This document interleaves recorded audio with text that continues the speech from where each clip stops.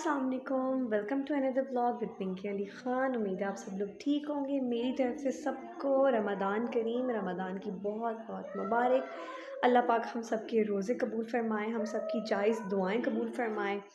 जैसे कि माशाल्लाह आज हमारी पहली सहरी है और मैंने अभी तक आटा भी नहीं गूँधा हुआ। तो खैर मैं अभी आटा बेलने लगी हूँ और साथ साथ आप लोगों को रखूँगी।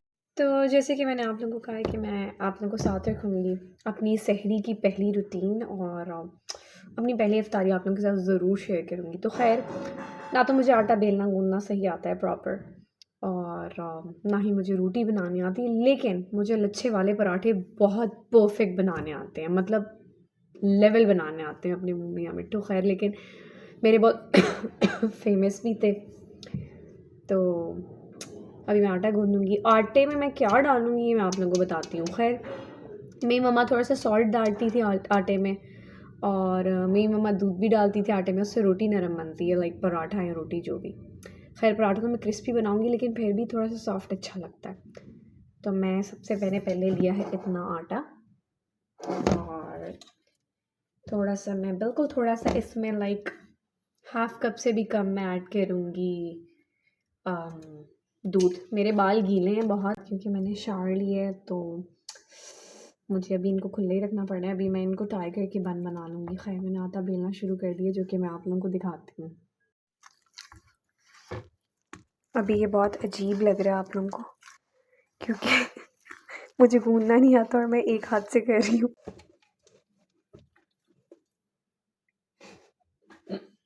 ये है मेरे आटे की फाइनल लुक। अभी मैं इसको थोड़ी देर के लिए फ्रिज में रख दूँगी और आई थिंक आज मुझसे थोड़ा सा ढीला हुआ है, लेकिन कोई बात नहीं, इंशाल्लाह मेरे पराठे अच्छे बनेंगे, इतना मुझे खुद पे यकीन है।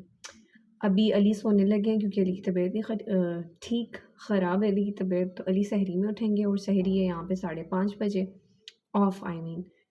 तो मैं अभी हैदर को लेके बाहर आ जाऊँगी। हैदर को मैं उसके कार्टून लगा दूँगी और ख़ुद मैं कुरान मजीद पढ़ लूँगी क्योंकि ये बहुत बरकत वाला महीना और मैं कोई भी इसका एक जो सेकंड में ना वो मिस नहीं करना चाहती। इसलिए मैंने आप सबके साथ ये बात की थी कि मैं व्लॉगिंग नहीं करूँगी इस महीने। मेरे पुराने कुछ व्लॉग पड़े हैं, शायद मैं वो अपलोड करती रहूँगी, लेकिन मेरी ये कोशिश है कि मैं कम से कम व्लॉगिंग करूँ क्योंकि ये रहमतों का महीना है। ये फिर दोबारा किस्मत या नसीब होता है, तो अल्लाह ताला ने अगर नसीब में किया मैं इसको ज़ाया नहीं जाने दे सकती। और अपने जब कोई करीबी चला जाए ना तो बहुत वो होता है। तो मुझे बस अपने बाबा को पढ़ के देना है।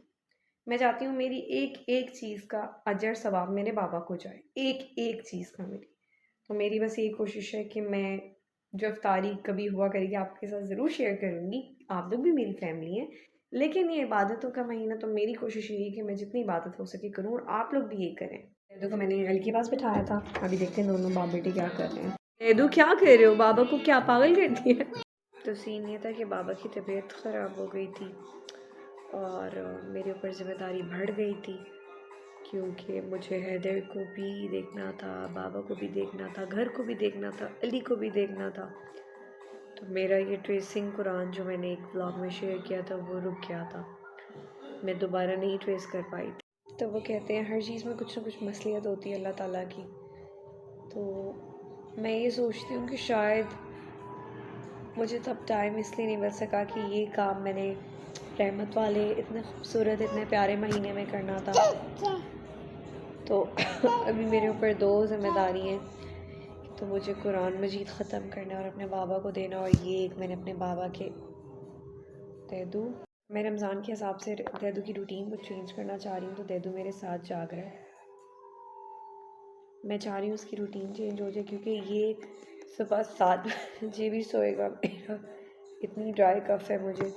तो दैदू सुबह अगर 7 बजे भी सोएगा तो ये 12:30 बजे हमेशा उठ जाएगा क्योंकि यहाँ पे सहरी जो है, सॉरी इफ्तारी में बोलने लगी थी, सहरी 5:30 होगी।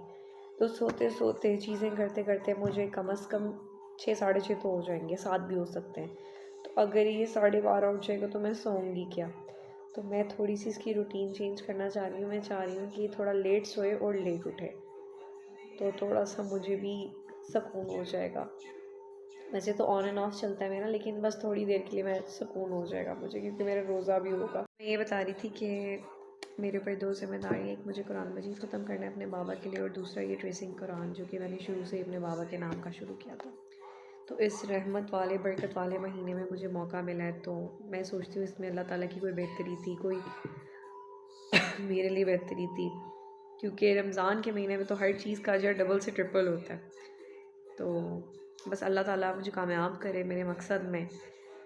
इंशाल्लाह मेरी कोशिश तो पूरी है, बाकी अल्लाह ताला को जो मंजूर। तो अल्हम्दुलिल्लाह मैंने एक पेज पढ़ भी लिया है और ट्रेस भी कर लिया है। अभी मैं हैदर को सुलाऊंगी और कुरान मजीद शुरू करूँगी, क्योंकि अभी ये लड़का जागा हुआ है और ये मुझे ना तो पढ़ने दे रहा है और ना लिखने दे रहा है। अच्छा, एक और चीज़ मैं ट्रेसिंग कुरान के बारे में बताना चाहूँगी, क्योंकि मुझे ये लगा था तब कि या मैंने नोट नहीं किया, मुझे समझ नहीं है, ऐसा तो नहीं हुआ। शायद मैं उस टाइम बहुत इमोशनल हो गई थी, बहुत खुश थी और मुझे अपने बाबा के लिए लिखना था, तो मैंने ये चीज़ नोट ही नहीं की थी।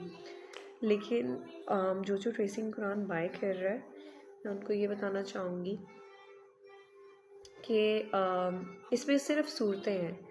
इसमें लाइक जैसे कि अल्हम्दुलिल्लाह के बाद सीधा सूरह काफ पे आएगी, और फिर इसमें सूरतें हैं सिर्फ, लाइक पूरा कुरान मजीद नहीं है, इसमें कुछ कुछ सूरतें हैं, कुछ कुछ सूरह हैं इसमें। जैसे मैंने आप लोगों को भी दिखाया, सूरह काफ अल्हम्दुलिल्लाह के बाद ही है। मुझे ये था कि सूरह बकरा स्टार्ट होगी, लेकिन सूरह बकरा नहीं स्टार्ट हुई है, इसमें सूरह काफ पहले स्टार्ट हुई है। तो इसमें सब सूरह सब सूरतें हैं। तो खैर इंशाल्लाह कुरान पहले मैंने सोचा था मैं ट्रेस करूँगी और साथ साथ पढ़ूँगी, लेकिन अब ये मैं सेपरेट करूँगी और कुरान मजीद मैं सेपरेट करूँगी। तो बस अल्लाह ताला मुझे कामयाब करे। मेरी ये कोशिश है कि मैं जल्द से जल्द ख़त्म करूँ और जल्द से जल्द अपने बाबा को इस चीज़ का ज़रूर सवाब पहुँचाऊँ। बाकी अभी मैं यही कोशिश कर रही हूँ कि मैं इधर को सुना ही दूँ ताकि मैं कुरान मजीद पढ़ सकूँ। ये मेरे बाबा के नाम की यासीन है, जो कि मैंने नियत की है कि मैं उनके साले सवाब के लिए एक दफ़ा दिन में तो ज़रूर पढ़ूँगी। तो आप लोग ये देख सकते हैं रमज़ानों में मेरे बेटे का हाल, जिसकी वजह से मैं कुरान मजीद नहीं पढ़ पा रही।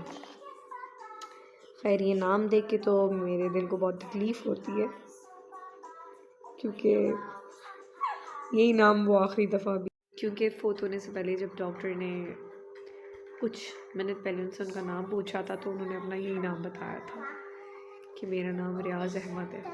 तो जब भी मैं ये नाम पढ़ती हूँ तो मेरे कानों में गूंजता है, या मैं वो चीज़ सोचती हूँ तो मेरे कानों में वो आवाज़ गूंजती है कि किस तरह उन्होंने अपना नाम बताया था। तो खैर ऑफ कोर्स अल्लाह ताला उनको जन्नतुल फिरदौस में जगह दे, उनके आला से आला मकाम करे, लेकिन मुँह से ये अल्फाज निकलते ना ऐसे डगमगाता है दिल। मतलब ऐसे होते हैं मेरे बाबा फोत हो गए हैं, मेरे बाबा नहीं है, मैं अपने बाबा के लिए बोल रही हूँ। मतलब जिनकी लंबी उम्र या जिनकी सेहत के लिए दुआएं करते थे, आज हम उनकी मग़फ़िरत और उनकी जन्नतों में महल के लिए दुआएं कर रही हूँ। तो वो एक दिल को ना धचका लगता है कि मेरे बाबा चले गए हैं और ये लड़का ना मुझे रोने देता है, ना पढ़ने देता है, ना कुछ करने देता है। ये अब आप लोग देख सकते हैं। तो क्योंकि मुझसे इतना बड़ा दुपट्टा लिया नहीं जाएगा रोटी बनाते हुए, तो मैंने सोचा मैं ये सर पे छोटा सा स्कार्फ टाइप बांध देती हूँ। ऑल्दो ये मेरे बाल कवर नहीं कर रहा, लेकिन एटलीस्ट मेरा सर थोड़ा बहुत तो ढका रहेगा। तो मैं बनाना स्टार्ट करने लगी हूँ लच्छे वाले पराठे, बेसिकली नॉट पराठे, लाइक मैं अभी पेड़े बना रही हूँ और उसको एटलीस्ट 15 to 20 मिनट्स के लिए मैं छोड़ दूँगी, फिर मैं पराठे स्टार्ट करूँगी। अली को सुबह काम पे जाना है, तो अली सहरी करके सो चुके हैं और बाबा बीमार है, वो उसे नहीं रख सकते हैं, हैदर छोटा है, तो मैं अली पराठा बना रही हूँ और नीचे भाभी को पराठा बना के दूँगी। तो पहले हम लेंगे थोड़ा सा आटा। तो यहाँ पे मैंने 3 पेड़े बना लिए, 2 मैं नीचे दूँगी और छोटा सा मेरा है।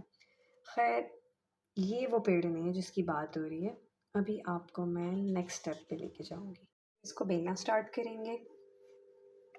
हम इसको ज़्यादा पतला नहीं करेंगे, इसके कॉर्नर्स हम इस तरह मीडियम रखेंगे और अब हम इस पर ऑयल लगाएंगे अच्छे से, जितना आप खाना चाहें। अगर आप कम ऑयली खाना चाहें तो आप कम लगाएं, अगर आप ज़्यादा ऑयली खाना चाहते हैं लाइक प्रॉपर पराठा, तो आप फिर अपने हिसाब से ऑयल लगाएं। हम इसके स्ट्रेट पीसेस कर लेंगे, चाहे आप ये पिज़्ज़ा कटर यूज़ कर लें या फिर आप नॉर्मल नाइफ़ यूज़ कर लें, मैं आपको पीसेस करके, एक्चुअली मैं एक हाथ से बना रही हूँ, हम इतने पतले पतले इसके पीस करेंगे। ये इस तरह हो गया, ये बहुत अजीब लग रहा है लेकिन आपको इसी तरह करना होगा। इससे इतना परफेक्ट नहीं हो सका, लेकिन ऑफ कोर्स ये लच्छे वाला पराठा ये परफेक्ट ही होता है। अब मैं वन बाय वन एक के ऊपर एक लेयर रखूँगी, मैं आप लोगों को दिखा देती हूँ। मैं वन बाय वन ऐसे एक के ऊपर एक लेयर रखती जाऊँगी, सब की पहाड़ी बनाऊँगी। लेयर्स की पहाड़ी लग चुकी है, अब हम इसको फोल्ड करेंगे। आपको मेरे पेड़े के बल नज़र आ रहे होंगे, दोनों साइड आप लोग देख सकते हैं। अब इसको थोड़ा सा खुश्का लगा के मैं साइड पे रख दूँगी। मेरा क्रिस्पी सा पराठा रेडी हो चुका है और ये बहुत यम्मी और बहुत ही क्रिस्पी, आप लोगों को आवाज़ आ रही होगी। खैर मैंने साथ इसकी थोड़ा सा लसूड़ा चार लिया और थोड़ी सी योगर्ट ली है, तो क्योंकि मेरी पहली सहरी है तो मैं देखना चाहती हूँ कि किस तरह गुजरता है ये खा के। तो अब टाइम है कि मैं बिस्मिल्लाह करूँ अपनी पहली सहरी को, मैं अपनी पहली सहरी मुबारक करूँ। तो मिलते हैं एक छोटी सी ब्रेक के बाद।